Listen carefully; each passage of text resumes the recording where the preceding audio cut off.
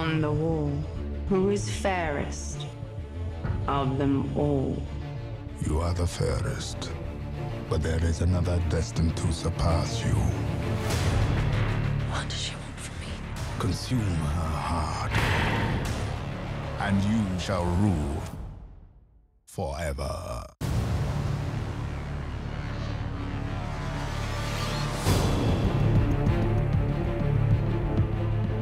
Find me someone who doesn't fear the dark forest to hunt her down.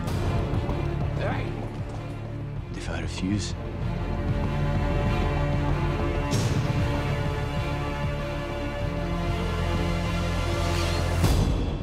So Rupert, welcome to Sydney and congratulations on Snow White. Thank you. Let's start from the top. You said that when you first got given the script, you thought that someone was having a bit of a laugh with you. But then you got it, and in 24 hours, you had a ton of ideas to give to the producers. What changed in that 24 hours?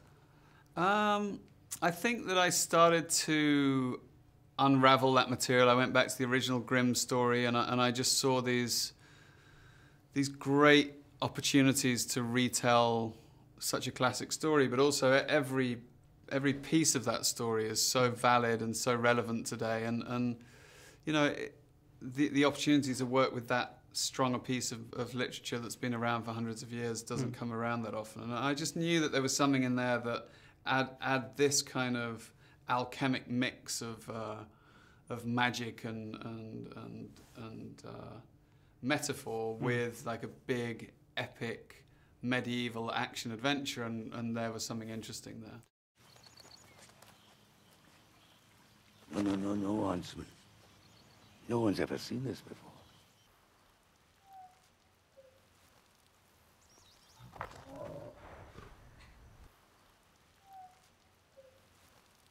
The White Hart bows before the princess, father. He's blessing her. What are you talking about? You have eyes, Huntsman, but you do not see. You who have been with her the longest. She is life itself. She will heal the land. She is the one.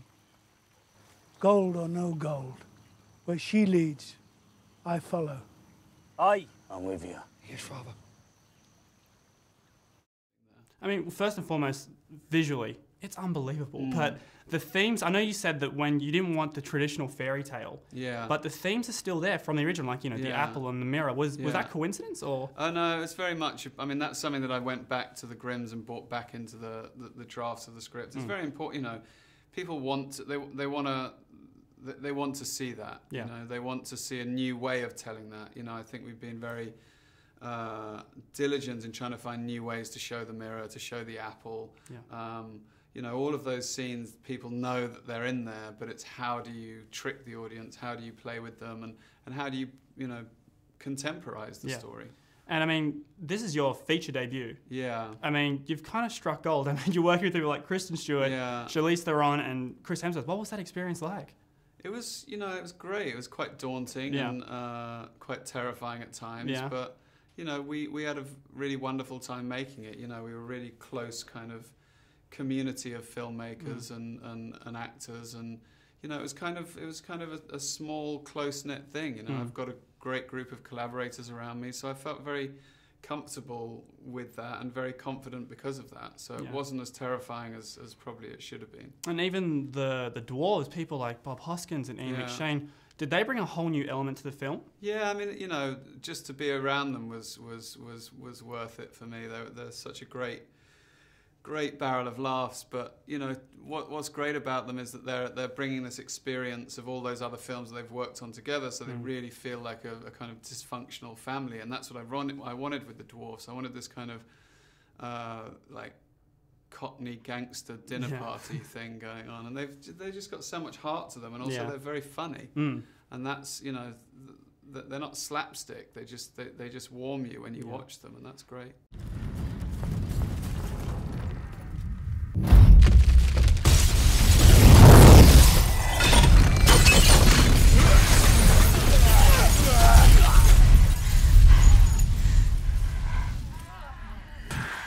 Come and avenge your father, who was too weak to raise his sword.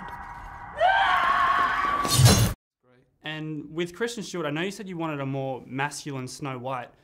Did that just come out of Kristen straight away? Because I know we heard that she hit Chris in the face on set. Was that what happened there? Just, you know, when you got two actors who are really giving it their all and they are doing fight sequences, you know, sometimes the unavoidable happens and someone gets hit. But I think, you know, Kristen's action, you know, her everything's coming from reaction rather than action. You know, she's not subtly fencing like Zorro or like doing high kicks like Bruce Lee. She is that person. She's small, she's protected with armor, and she'll slice at someone who comes near her with a sword. And I think that was very important to us, that she didn't become unbelievable in action. And Charlize, apparently, she actually had to go in the liquid. Yeah, that was all real.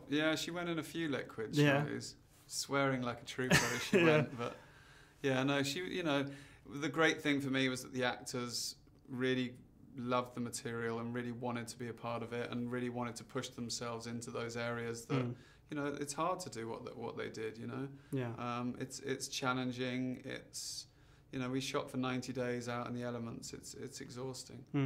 And just before we go, I know that the sequel's been greenlit. Can you give us any update on that at all? Yeah, I mean, I spent the last week with David Koepp, who's writing it, and just kind of, you know, trying to put the building blocks of a story together. So it's very exciting. Well, it's very good. And Rupert, thanks so much for coming down, and good luck with the premiere tonight. Thank you very much. Thanks, you. Good to meet you.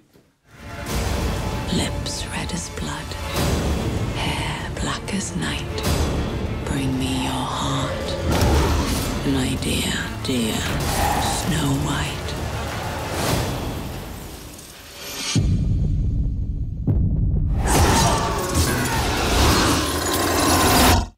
Let them come.